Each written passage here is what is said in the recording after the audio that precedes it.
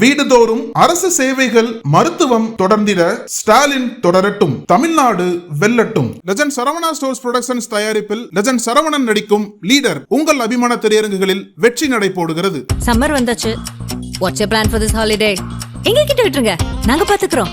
GT Holidays, South India's #1 travel brand.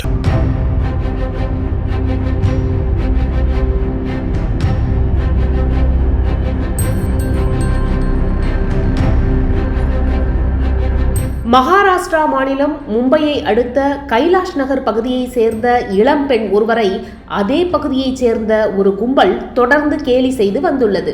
இது குறித்து அந்த பெண் தனது உறவுமுறை அண்ணனான 51 வயதான ஜெயன் சிவானந்தன் நாயரிடம் புகார் அளித்திருந்தார்.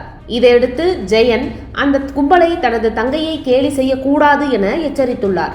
இருப்பினும் அதனை பொருட்படுத்தாத அவர்கள் தொடர்ந்து அப்பெண்ணை கேலி செய்து வந்துள்ளனர். இந்நிலையில் ஏப்ரல் 2ஆம் தேதி அந்த கும்பல் மீண்டும் அப்பெண்ணை கேலி செய்துள்ளது. இதனால் ஆத்திரமடைந்த ஜெயன் இதுகுறித்து அந்த கும்பலிடம் வாக்குவாதத்தில் ஈடுபட்டுள்ளார். இந்த வாக்குவாதம் சிறிது நேரத்தில் கைகலப்பாக மாறியது.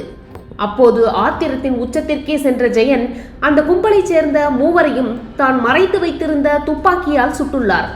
பின்பு துப்பாக்கிச் சூட்டில் ஈடுபட்ட ஜெயன் அந்த இடத்திலிருந்து தப்பி ஓடிவிட்டதாக கூறப்படுகிறது. சம்பவம் குறித்து தகவல் அறிந்து வந்த காவல்துறையினர் பாதிக்கப்பட்டவர்களை மருத்துவமனைக்கு கொண்டு சென்றனர். இந்த சம்பவத்தில் குண்டு பாய்ந்த அக்பர் அப்துல் ஷேக் பரிதாபமாக உயிரிழந்தார்.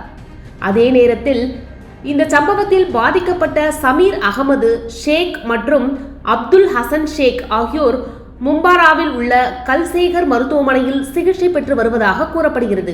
தப்பிச் சென்ற ஜெயனை கைது செய்த காவல்துறையினர் அவரிடமிருந்து சம்பவத்திற்கு பயன்படுத்தப்பட்ட கை துப்பாக்கியையும் கைப்பற்றினர். கொலை மற்றும் கொலை முயற்சி உள்ளிட்ட பல்வேறு பிரிவுகளின் கீழும் ஆயுத சட்டத்தின் விதிகளின் கீழும் அவர் மீது வழக்கு பதிவு செய்யப்பட்டுள்ளது. மேலும் இது குறித்து காவல்துறையினர் தீவிர விசாரணை மேற்கொண்டு வருகின்றனர்.